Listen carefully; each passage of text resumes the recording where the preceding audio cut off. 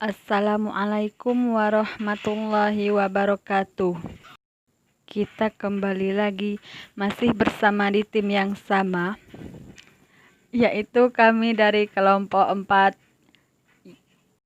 Saya sendiri Najmatul Husniah, Didin Majiduddin, Dati Lestari, dan Muhammad Deni Cahyono. Video ini merupakan video kreatif dan edukatif untuk memenuhi tugas mata kuliah Hukum Perikatan dengan dosen pengampu Ibu Aprilia Yolanda Wulandari SH.MH.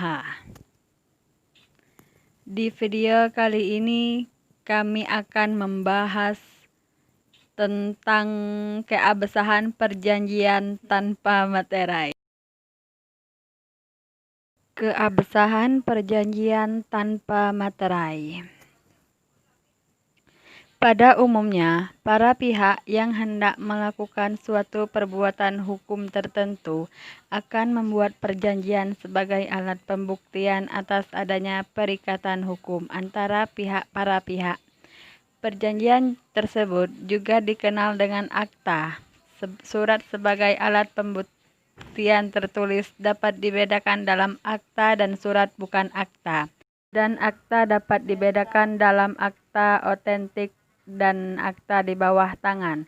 Sesuatu surat untuk dapat dikatakan sebagai akta harus ditandatangani, harus dibuat dengan sengaja dan harus untuk dipergunakan oleh orang untuk keperluan siapa surat itu dibuat. Di dalam KUH Perdata, ketentuan mengenai akta diatur dalam pasal 1867 sampai pasal 1880. Materai penentu sahnya perjanjian. Fungsi bea materai berdasarkan pasal 1 ayat 1 Undang-Undang Nomor 13 Tahun 1985 tentang bea materai adalah pajak dokumen yang dibebankan oleh negara untuk dokumen-dokumen tertentu. Dalam Undang-Undang Nomor 13 Tahun 1985 tentang bea materai disebutkan bahwa terhadap suatu perjanjian dan surat-surat lainnya yang dibuat dengan tujuan untuk dipergunakan sebagai alat pembuktian mengenai pembuatan, kenyataan atau keadaan yang bersifat perdata, maka dikarenakan atas dokumen tersebut bea materai. Sehingga dapat dipahami bahwa materai merupakan pajak dokumen, bukan penentu keabsahan suatu perjanjian. Hal ini dapat kita pahami lebih lanjut pada ketentuan syarat-syarat sah perjanjian menurut pasal 1320 KUH Perdata yang menyebutkan bahwa syarat suatu sahnya perjanjian yaitu: yang pertama, sepakat mereka yang mengikatkan dirinya; yang kedua, cakap untuk membuat suatu perjanjian; yang ketiga, mengenai suatu hal tertentu; dan yang keempat, suatu sebab yang halal. Para pihak yang merupakan subjek dari perjanjian suatu mengenai hal-hal yang tertuang di dalam perjanjian yang mereka adakan. Jadi, apa yang dikehendaki oleh para pihak yang satu dikehendaki pula lah oleh pihak yang lain.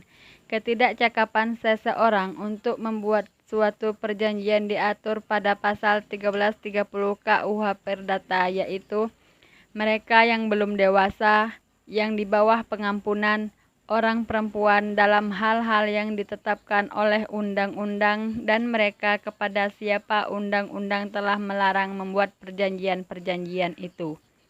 Kemudian, mengenai suatu hal tertentu, suatu perjanjian harus mempunyai prestasi dalam bentuk barang tertentu, atau paling yang tidak harus dapat ditentukan jenisnya. Sedangkan jumlahnya asa dapat dihitung atau ditetapkan kemudian. Sebab yang halal bermakna isi perjanjian tidak bertentangan dengan undang-undang, ketertiban umum dan kesusilaan. Perjanjian tanpa materai yang dijadikan sebagai alat bukti pengadilan.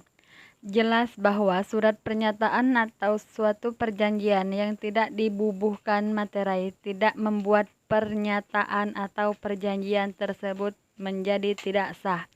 Akan tetapi, karena surat tersebut akan digunakan sebagai alat bukti di pengadilan, maka dikenakan bea materai sebagai pajak dokumen. Surat pernyataan yang belum dibubuhi materai tetapi ingin diajukan sebagai alat bukti di pengadilan, maka pelunasan bea materai dilakukan dengan pemateraian kemudian. Menurut Pasal 1 huruf A Kemenkeu Nomor 476 KMK 03/2002 Tahun 2002 tentang pelunasan bea materai dengan cara pemateraian kemudian. Pemateraian kemudian dilakukan atas dokumen yang semula tidak tertuang bea materai, namun akan digunakan sebagai alat pembuktian di muka pengadilan. Pemateraian kemudian juga dilakukan atas dokumen yang dibuat di luar negeri yang akan digunakan di Indonesia. Pasal 1 huruf C Kemenkeu 476/2002.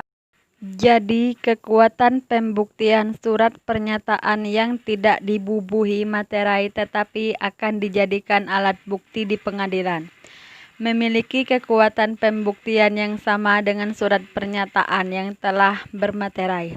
Namun, untuk dapat dijadikan alat bukti harus memenuhi syarat administratif, yaitu melunasi bea materai yang terutang. Adapun kesimpulannya, perjanjian yang tidak dibubuhi materai tidak membuat pernyataan atau perjanjian tersebut menjadi tidak sah. Namun, untuk dapat dijadikan alat bukti harus memenuhi syarat administratif yang melunasi bea materai yang terhutang.